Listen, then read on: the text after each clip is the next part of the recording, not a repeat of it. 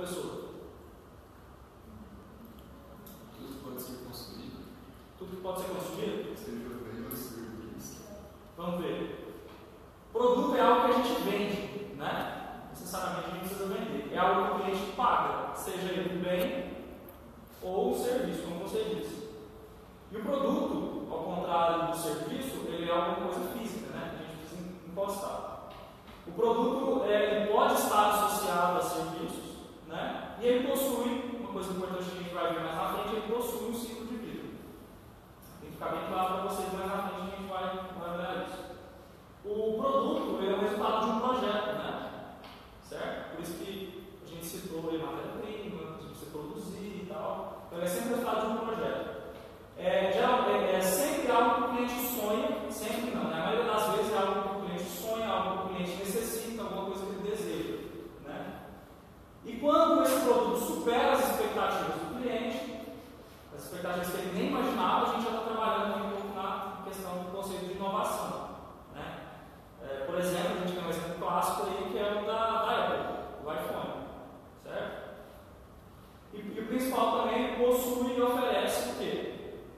Um valor para o cliente. Até o negrito ali. O mais importante é que o produto ele oferece um valor para o cliente. Precisa oferecer um valor para o cliente. Tá. Os exemplos de produtos básicos, né? Então a gente tem o iPhone, ali o motor elétrico, a gente tem tinta, né? Sabonete, motor a combustão, tem mais? Um computador.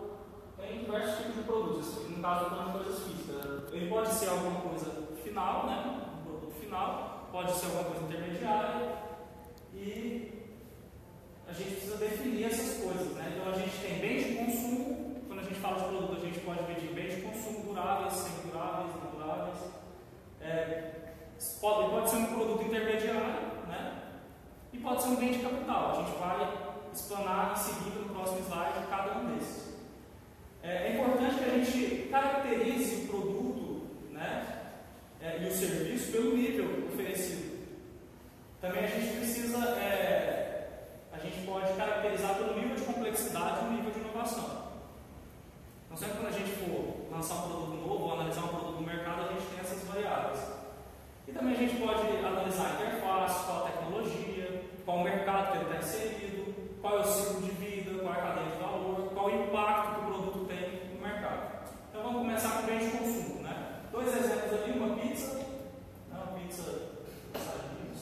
e um remédio. São exemplos de bens de consumo que é feito para uso final, para o cliente final. Então o cliente final vai lá, ele necessita do remédio, né? E o remédio está gerando valor para o cliente, certo? Ou no caso da pizza, ou no caso da chinela havaiana, do iPhone, beleza. Novamente, o bem de consumo ele visa o quê? Sempre entregar valor para o cliente. A gente tem também bens intermediários, né? Por exemplo, se você olhar para a cadeia produtiva aí do carro, né? Do Fiesta, ele tem vários produtos que entram no carro do Fiesta.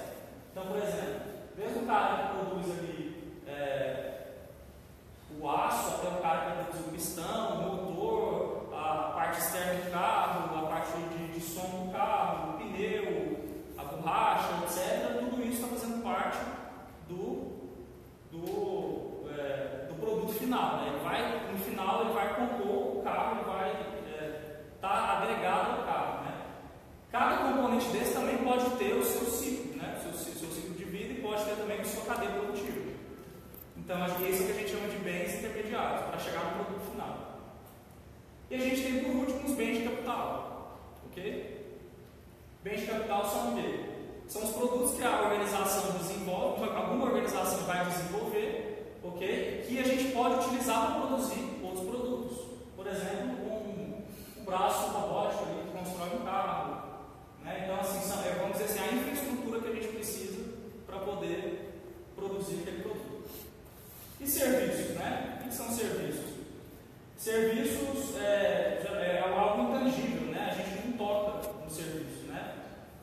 Geralmente você paga, você recebe pelo serviço, mas você não tem propriedade em cima dele. Por exemplo, ali o cinema, né? Você está pagando ali pelo cinema e você não tem propriedade sobre aquilo. Você pagou e está recebendo aquele valor. Então, essa é a característica do serviço.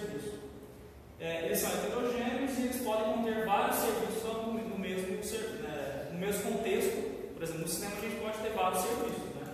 Sei lá, a gente pode comprar um cinema normal, pode comprar um cinema 3D, vai lá, adquirir a pipoca já é um produto, mas você está pagando por alguém fazer a pipoca. O clube do cartão, né? O cartãozinho que você adquire. Então, tem vários serviços associados, pode ter vários serviços associados. Existe, em alguns casos, uma simultaneidade entre o consumo e a produção. Então, por exemplo, ali a gente tem, no caso do McDonald's, né? A gente tem pessoas em processo produtivo só para entregar o sanduíche, né? Produzir e entregar o sanduíche. A gente tem a parte da venda e da entrega, né? Que é outro serviço do McDonald's. E a gente tem o quê? O próprio consumo do bem.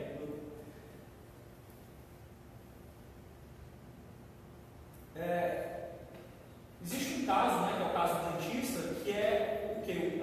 É o caso em que o consumidor ele consome aquele serviço ao mesmo tempo que o dentista está oferecendo. Tá? Então é aí que existe essa questão da simultaneidade. Não é esse tipo de serviço que a gente vai analisar hoje. Ok? A gente vai discutir serviços associados aos produtos. Tá? Então vamos lá.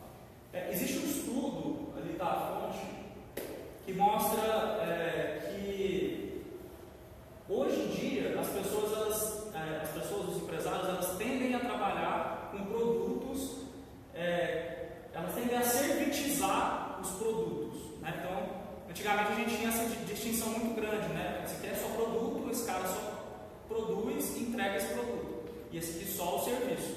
Né? Mas a tendência hoje é o termo que a gente chama de PSS, né?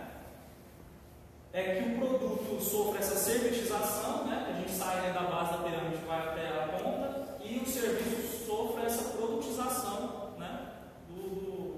de serviço. Então, de onde a gente chega no PSS, que é o sistema, é uma definição importante para vocês saberem, é o sistema produto-serviço. Vamos tentar entender um pouquinho melhor sobre ela. De um lado, do lado esquerdo aqui a gente tem o quê? Produto puro, que a gente conhece, do lado direito a gente tem o serviço puro. E existem várias classificações de PSS, essa é uma delas, tá? Onde a gente não tem mais só o produto puro ou só o serviço puro, mas a gente tem 3 intermediários. Então vamos analisar cada um. O primeiro é o produto orientado ao uso, certo? Exemplo, né? Aqui você é o dono do produto, você paga e você adquire o produto. Né? E o serviço, existe um serviço adicional, intermediário ou incremental. Né? Por exemplo, manutenção no automóvel. Você pagou pelo automóvel, tá? Mas você vai lá, às vezes dentro das parcelas lá você já tem direito a ter uma manutenção, você paga mais por essa manutenção. Então esse primeiro exemplo, esse primeiro tipo de PSS é o produto orientado ao uso. Você compra o automóvel e você sempre precisa pagar por um serviço intermediário ou adicional. A gente tem também o uso orientado ao serviço. Né? Por exemplo, leasing, né? Aluguel de carros. É um produto, certo?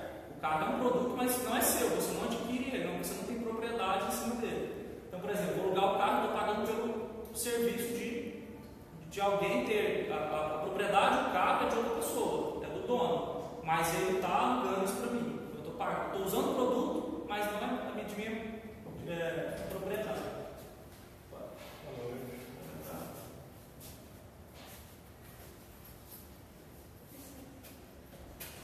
E por último, a gente tem um serviço orientado para os resultados. Né? Exemplo, turbina de avião.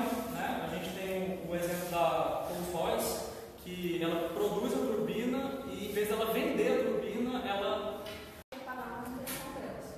E se você fosse alugar, vamos dizer que ele paga pela manutenção. Às vezes compensa alugar dependendo do valor. Então, e depende também do quanto, da sua demanda, do quanto você precisa daquilo. Se você não quiser, você vai precisar também. Exatamente. Então, geralmente a empresa que fornece o equipamento, né, ela vai fazer um estudo, né, ela vai te oferecer 2 modelos de negócio. Ela vai, baseado na sua empresa, ela vai falar, é melhor você alugar, ou então é melhor você comprar. Então, vamos analisar os 2 modelos. É um modelo tradicional, onde ali do lado direito a empresa, o produtor, né, da máquina, ela vai vender, então o cliente vai fazer a aquisição, né, e a utilização é feita pelo cliente, tá? A empresa ela vai fornecer a tecnologia e a assistência técnica só. E aí você pega o produto e se vira. Então o cliente ele vai utilizar, que ele precisa utilizar, ele vai fornecer os consumíveis, certo? Todos os insumos, e se precisar, ele vai fazer a manutenção, ok? Os sensores, né? Exemplo, coloca os sensores na máquina dele, vai entregar a máquina para o empresário, que não é do empresário, mas vai estar lá com tipo, uma forma de aluguel. E aí, esses sensores, né, entrando viagem um pouquinho aqui na internet das coisas, vai predizer, por exemplo, se essa máquina vai falhar ou não. Então, isso vai diminuir o risco do cara em colocar essa máquina dentro da empresa do cliente dele. Só um exemplo aqui, manutenção preditiva. Isso que a gente já falou. Tá, e as características, né, que a gente falou mais cedo, né, a gente já dividiu os modelos, os tipos, né, de bens. Nesse ponto é interessante, né? Vocês começarem a pensar, eventualmente a solução que vocês vão criar, será que segue um modelo, poderia seguir um modelo tradicional ou um modelo PSS? Até mesmo que vocês já pensarem no próximo treinamento que a gente vai ter de viabilidade financeira, porque dependendo da adoção desses dois formatos, vocês vão ter custos totalmente diferentes, né? E aí isso impacta na viabilidade do negócio de vocês, do projeto de vocês. Só um parênteses aqui. Mais pra frente a gente vai fazer algumas atividades para a gente poder treinar isso aí. Voltando à questão dos tipos, né? A gente já falou sobre os tipos, agora as características, bem rápido aqui. A gente pode dividir os produtos em complexidade da interface com o cliente, né? Um exemplo básico ali, a cadeira. Então ela tem uma complexidade alta, né? De interface com o cliente. Tem que ser uma cadeira que vai ajustar a todos os gostos, né? Às vezes a pessoa é mais alta, mais baixa, às vezes tem problema com coluna, não tem, às vezes ela gosta de uma coisa mais reta, às vezes ela gosta de uma coisa mais assim. Então, é uma complexidade grande, você tem que ter uma variedade grande. Só que a complexidade do produto tecnológico é baixa, certo? Já no outro extremo, né? No chip, a complexidade de interface com o cliente é quase zero, né? Tanto faz se o chip é grande, pequeno, grande. O tamanho importa, é claro, mas eu falo assim, se ele é verde, se ele é azul, se ele é cinza, tipo, isso importa um pouco. Talvez importe só o tamanho dele, porque às vezes vai influenciar no tamanho do seu gabinete, o tamanho do seu notebook, isso é o mínimo que vai influenciar. Mas a complexidade do conteúdo tecnológico é muito maior, ele entrega para o cliente, né, essa questão de tecnologia e de forma mais complexa. E aí, na outra ponta ali, a gente tem um carro, né, que a gente precisa, por exemplo, de uma complexidade de interface grande, ajustar todos os gostos do cliente e também um conteúdo tecnológico grande.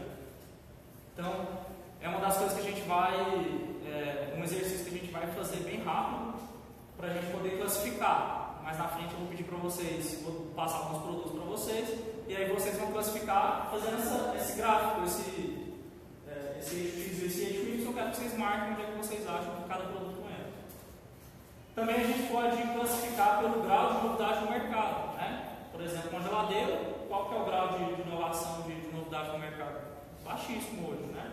Já o robô que limpa a sua casa está começando a ficar baixo também, mas se a gente for fazer essa comparação assim, o robô é bem maior. Né?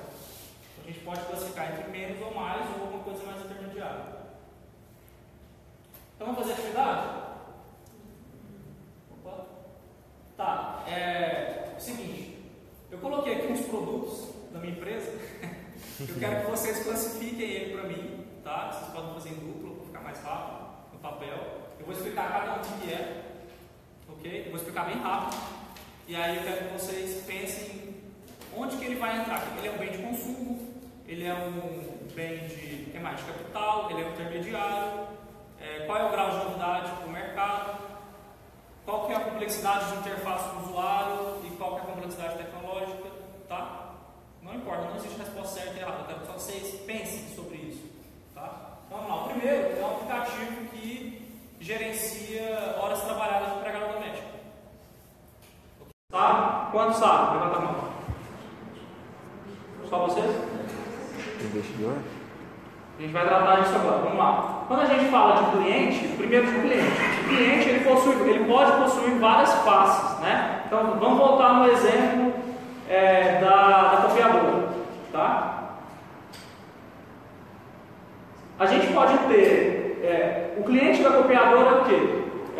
Pode ser o cara que usa a copiadora, né? O que mais? pode ser o dono de uma empresa, um analista de uma empresa que vai analisar a necessidade de viabilidade da copiadora, ok? Como funcionário, que vai falar o seguinte, alguém vem e diz, nossa, a gente precisa de uma copiadora. Vai ter o cara que vai falar o seguinte, ó, a gente precisa analisar a viabilidade financeira dessa copiadora. Tem um tomador de decisão, um cara que realmente fala assim, não, nós vamos comprar, ok? Tem um usuário final que vai operar e tem um comprador, o cara que vai lá realmente negocia, que compra. Então, quando a gente vai vender para o cliente, a gente tem que saber para quem a gente está vendendo. No caso meu, só dando um exemplo do robô, quando eu vou ligar para o meu cliente, eu posso falar diretamente com o dono, e aí o dono vai começar a falar, nossa, eu estou querendo expandir meu negócio, eu trabalho com tubulação de ar-condicionado, mas eu quero uma tubulação de esgoto. Como é que é o robô? Como é que é o seu robô? Então eu tenho que ter uma linguagem diferente para conversar com ele, certo? Quando eu estou falando às vezes com o comprador da empresa, eu tenho que ter outra linguagem.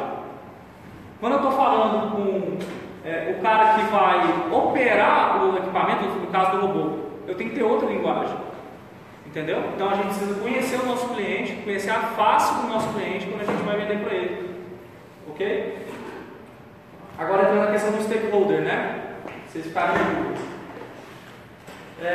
O stakeholder, na verdade, ele é como se fosse um grupo de interessados no nosso produto, quando a gente vai desenvolver ele. Ok? Então, por exemplo, o primeiro que vem à mente é o proprietário, tá, da empresa, os acionistas, o conselho, os clientes, né?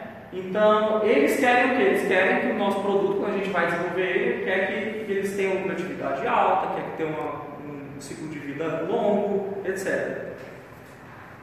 O dono ele precisa ganhar dinheiro, né? Então a gente precisa agradar esse stakeholder nesse quesito. Então a gente tem que entregar um produto que vai ter um ciclo de vida alto, longo e que vai dar dinheiro.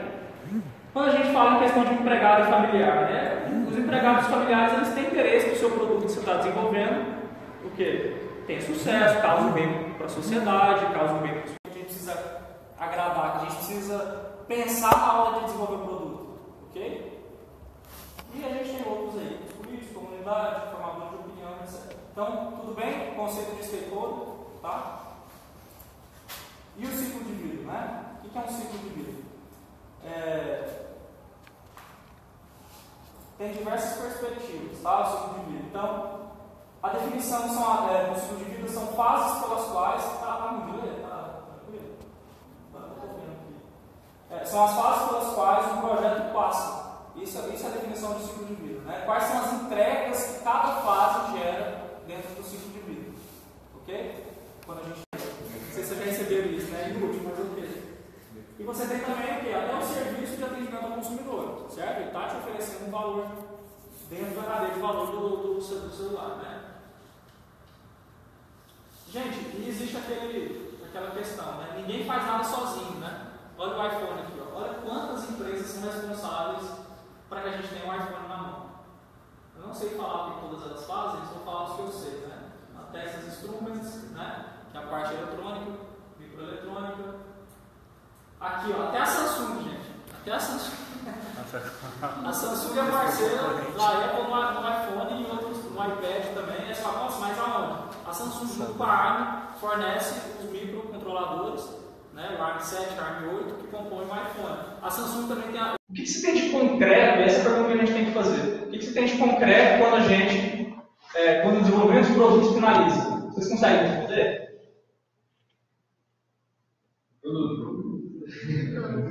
Só produto? São serviços. Alguma atividade? Vamos ver.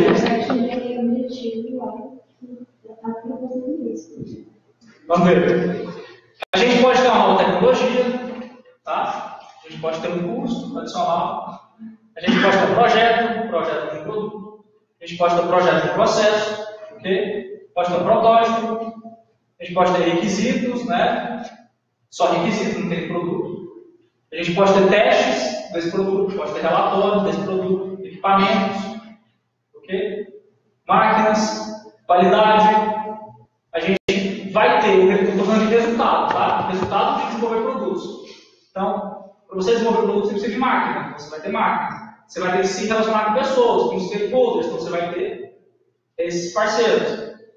Você vai ter o produto em si, você pode ter um novo mercado, ok? Você pode conhecer melhor o seu mercado depois disso. Você vai ter um resultado financeiro, você pode ter uma produtividade. Então, olha o tanto de coisas que a gente pode listar aqui quando a gente fala o que vai ser entregue no final do desenvolvimento de produtos. Mas vamos passar aqui, vamos fazer uma organização melhor. A gente pode dividir o desenvolvimento de produtos em duas etapas, né? Ou até três. Pré-desenvolvimento, né? Que é onde você vai ter estratégia, você vai listar a estratégia do seu produto, mercado, tecnologia que você vai usar, quais são os seus componentes, qual é o conceito. A gente vai explanar isso depois da nossa intervalo, a gente vai explanar o que é conceito, tá? O estudo de viabilidade, a gente precisa fazer isso no pré-desenvolvimento, é onde vocês estão agora, certo? No desafio. O portfólio, criação de ideias, né? Geração de ideias, gestão de ideias, quais as oportunidades, quais os problemas que a gente quer resolver, tudo isso a gente está na fase de pré-desenvolvimento. No desenvolvimento, além de tudo aquilo que eu já listei, né? Você vai ter a estrutura do produto, né? Então você vai ter uma lista de materiais que precisa do produto, que é o boom. Você vai ter a concepção do seu produto, você já vai ter definido o seu ciclo de vida. Você não pode começar o desenvolvimento do produto se você não souber qual é o ciclo de vida dele. Quais são os seus clientes, stakeholders? Ninguém vai gastar dinheiro se você não souber do seu produto cliente. Você precisa saber quem são os seus clientes, você precisa saber quem são os seus stakeholders, se esse produto vai gerar uma certificação ou não, certo? Se a gente vai produzir isso em escala, né? Então a gente precisa, o resultado final vão ser algumas máquinas da nossa empresa, então a gente precisa ter um arranjo da produção, tem que ter novas instalações, então tudo isso, olha o resultado que é desenvolver produto. É uma coisa bem complexa. Existe uma comparação entre o modelo antigo, que se entende por desenvolvimento de produtos, e o modelo novo, né? Então ali na parte mais acima a gente tem 3 divisões, né? Onde a gente tem a equipe de marketing, alta cúpula, que faz o planejamento estratégico da empresa, ok? Depois que esse planejamento estratégico está pronto, ele entrega o bastão para o pessoal de engenharia, certo? Então a gente tem um planejamento estratégico, definiu qual produto, entrega para o pessoal de engenharia. O pessoal de engenharia vai lá, desenvolve o produto e entrega o bastão para a manufatura, que vai produzir esse produto. Vocês acham que é assim? Hoje, no negócio, existe um novo escopo, né? Que é a definição de desenvolvimento de produtos. Todo mundo, todas as pessoas de diversas áreas, elas participam, né, da nossa cadeia, né? Que começa com o planejamento estratégico até a produção final. Então, vocês precisam ter essa visão. Não é coisa separada, que um vai fazer uma coisa, o outro vai fazer outra. Todo mundo tem que estar integrado, porque o cara que vai definir o planejamento estratégico, ele precisa estar alinhado com o cara que vai produzir, vai fazer a engenharia. Porque às vezes o cara vai entender por uma linha, porque tem alguns engenheiros aqui, né? Quem mais engenheiro aqui? Vocês dois são, né? Vocês três. Todo mundo. Na engenharia, você começa com uma ideia e de repente você está em outro lugar. Né? Tipo, nossa, a gente não vai fazer isso, chegou aqui. E às vezes aqui não está alinhado com o planejamento estratégico da empresa. Então o cara da alta cúpula precisa saber o que está acontecendo. Ok? O cara que vai produzir, que sabe qual é a limitação física que a gente tem na produção, financeira, etc., a gente tem que saber se isso que a engenharia está fazendo vai dar certo para a gente produzir. Se requer um investimento maior. Se requer um investimento maior, tem que alinhar isso com o alto cúpulo de novo. Para ver se a gente vai fazer esse investimento. Então tudo tem que estar alinhado. Não é uma coisa separada da outra. Para finalizar, né? Então, vamos resumir. Desenvolvimento de produtos é o quê? É quando a gente cria todas as informações e todos os recursos para a nossa cadeia de valor fazer o quê? Para ela poder desenvolver o produto, para ela poder monitorar e prestar o serviço. Prestar o serviço e monitorar como é que está isso, como é que está como está o feedback do cliente, como está o uso do produto, para a gente vender e comercializar, para a gente produzir, para a gente entregar o produto. Okay? Então, durante toda a cadeia de valor, o desenvolvimento de produto, o processo de desenvolvimento de produto, ele vai entregar informações e recursos. Ficou claro em relação a isso? Para que a gente consiga ter uma cadeia de valor, vai fazer o quê? Vai entregar valor para o nosso cliente. Então vamos fazer a atividade 3, né? Está visualizado ali. Vocês conhecem esse exemplo? Sério? Não. Nunca ouviu falar? Você já viu esse equipamento assim? Já? Então vamos lá. Gente, a Segway, né, foi um protótipo, né, um equipamento. É um veículo de 2 rodas de bateria, basicamente. Okay? Ele foi inventado por esse cara aí, o Tim Kamen, sei lá. Basicamente é um patinete motorizado. Okay? No final de 2001, ele divulgou que iria revolucionar o transporte urbano. Okay? Essa foi as manchetes, o que a manchete noticiou. Vai revolucionar o transporte urbano. Até que esse investidor que ele conseguiu, John Doerr, né, declarou que seria algo mais importante do que a internet. Olha o passo desse indivíduo. Né? E que a Segway venderia mais de 1 bilhão de equipamentos por ano. Ok? É investidor, né? É investidor, ele tem que colocar a credibilidade no mercado. Tem que passar a segurança, né? O fundador da Amazon disse que cidades seriam construídas pelo MSD. Realmente, é muito boa. A Segway gastou 100 milhões de dólares no desenvolvimento do produto. 100 milhões de dólares. Foi lançado em 2001. E realmente foi bastante inovador. Ele cumpriu com aquilo. A engenharia entregou o que prometeu. Mas em alguns países o equipamento foi considerado veículo motorizado, que precisava ser licenciado e não poderia trafegar em calçadas. Então, alguns países ainda não vendiam normalmente, precisa ser licenciado, isso já vai dar um obstáculo a mais. Em outros países não poderia trafegar em estradas. O patinete era muito caro como veículo, as pessoas consideravam supérfluo, né? 3 mil dólares cada equipamento. Em 5 anos, a Segway vendeu apenas 30 mil unidades. Isso equivale a 90 milhões. Não pagou nem o investimento para fazer em 5 anos. Virou transporte para a guarda de segurança. E shoppings era outra coisa para diversão. Olha o tanto que é arriscado se a gente não conhecer todo o processo de desenvolvimento de produtos, né? Principalmente a parte do cliente, né? Essa parte específica de mercado que vai muito mais na frente. Essa questão, né? Então, a gente precisa levar em consideração muitos fatores. Então, vamos fazer uma atividade aqui agora. Olhando para o exemplo da Segway, né? Eu quero que vocês listem para mim quem são os principais stakeholders e clientes da Segway. Tá? Listem isso para mim. Os mais importantes, não precisa ser todos. Quais os principais valores para cada um dos stakeholders? Ok? Lembra que a gente falou lá? Se tiver alguma dúvida, eu posso. E o que você acha que a equipe não aplicou de conhecimento? Vamos começar? 10 minutos. Seu nome? Bônus. Qual? Bônus. Bônus. Só uma pergunta, por favor. O que você acha que são os principais stakeholders? Governo e a comunidade. Governo, o exército falou, alguns países não foi. O outro seria o cliente. Eu vou querer usar isso por quê? E o que de útil vai trazer para mim? Você acha que os investidores que botaram dinheiro são principais, que botaram 100 milhões de dólares? Não, investidor também. Né? Mais algum prêmio? Eu coloquei mais como investidor entusiasta, né? Porque de certa forma você inserir o produto deles modelo uma oferta tão grande, futuramente tudo tão bom, assim, né? Mas você só revolucionar, né? Tem que ter realmente, né? O pessoal se apegar ao produto novo, aquilo que eles ensinam. Então, para mim, seria um investidor entusiasta. Entusiasta, tá? No governo também, ali, os principais, tipo assim, eles poderiam falar, nesse sentido, falar com empresas de forma de opinião, nesse sentido, assim, algum arquivo, que não quer ser vendido, no caso, ou alguma empresa de varejo, marketing, ou, no caso, também, eu acho que faltou isso, assim. Vamos do player, né? Vamos do player, resposta. Então, sim, também sempre foi isso. Também, se for problema aí, ao mesmo tempo. Mais alguém quer falar?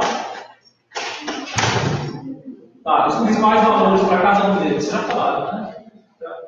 Falou junto. E o terceiro, o que vocês acham que a equipe não aplicou de conhecimento?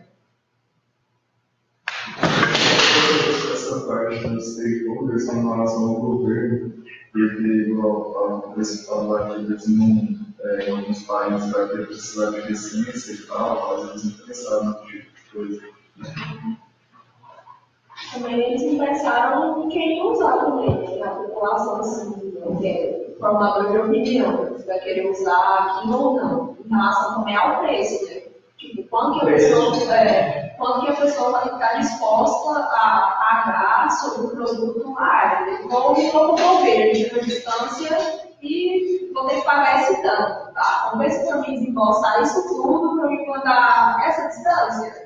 Eu prefiro ir andando, não vou querer usar isso. Mas favorecer circulação e usar isso como meio de transporte alternativo, para trabalhar mesmo de bicicleta ou se a menstruação, essa parte do dinheiro, do valor, né, do custo do cliente, ela pega muito também, principalmente quando a gente fala de produto, né? É claro que a gente está tratando de um caso inovador aqui, mas muitas vezes quando o empreendedor vai fazer, isso eu vejo muito, tá? Quando o empreendedor vai fazer o custo, né, vai estimar o preço de venda, às vezes ele pensa o seguinte, eu vou considerar que meu custo fixo, vou considerar que meu custo variável, meu lucro, meu imposto, tal, chega no valor X.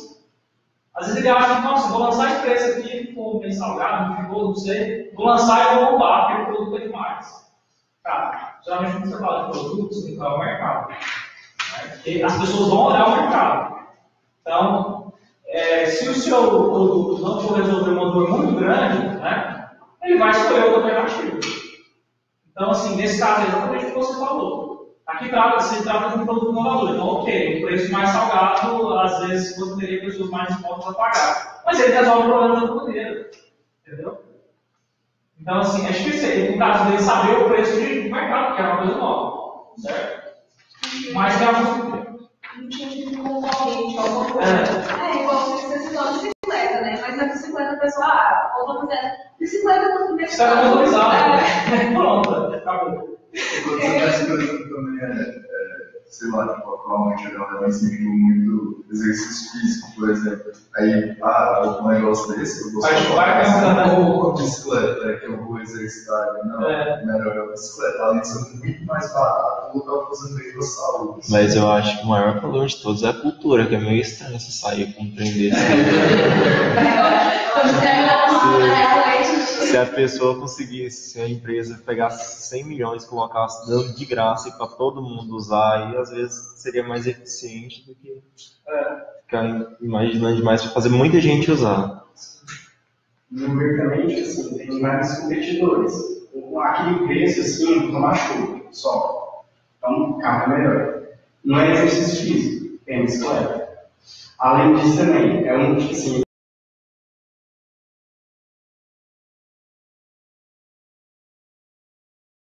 vender muitas unidades e um tempo de redução imenso. Fora isso também, tipo, não tem público-alvo. Se a população de idosos está crescendo, por que não focar neles fazendo alguma coisa do tipo nos idosos? Eles formaram alguma coisa e tem que ser equilibrado com a oportunidade.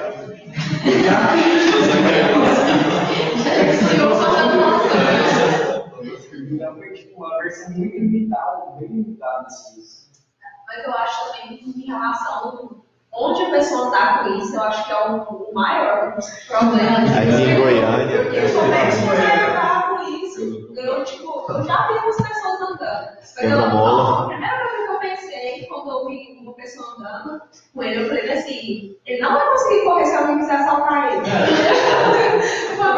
Hoje tem uma versão mais atualizada, que é só o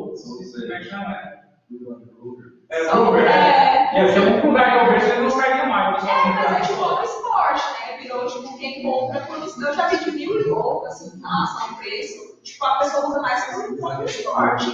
Não, tipo, não acho. Gente, é um brinquedinho legal. Oi? É um brinquedinho. É um brinquedo de diversão. Explode. Pega fogo. Vai ser então. Aproveitando você cantar um cliente aí, a gente vai responder as mesmas perguntas do produto de vocês agora, do Zap do Boab. Tá? Mais rápido, 5 minutos.